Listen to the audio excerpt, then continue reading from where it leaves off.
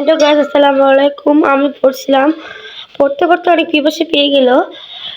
আমি ভাবলাম একটু তরমুজ খেয়ে আসি। ও মা, আমার তরমুজ কোথায়? আব্বু, আমার তরমুজ কোথায়? এই যে বাবা, তরমুজ কেটে দেখো না, এই শরবত বানিয়েছি। এই যে কি?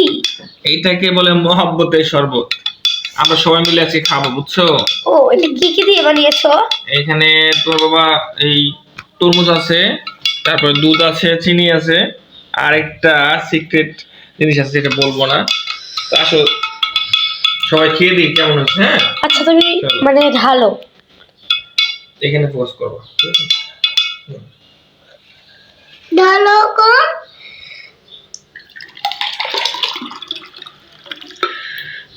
ওয়াও, বেশি কালারটা কি হয়েছে!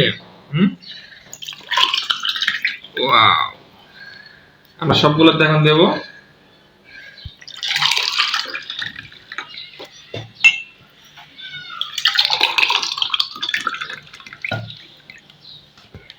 দেখছো কি সুন্দর একটা কালার হয়েছে।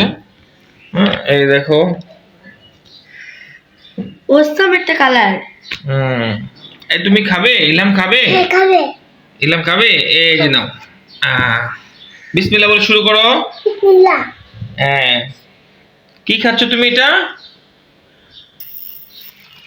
মহব্বতের শরবত কেমন হয়েছে?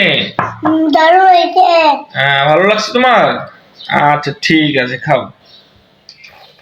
বন্ধুরা, আপনারাও বানিয়ে খেতে পারেন, আশা করি ভালো হবে।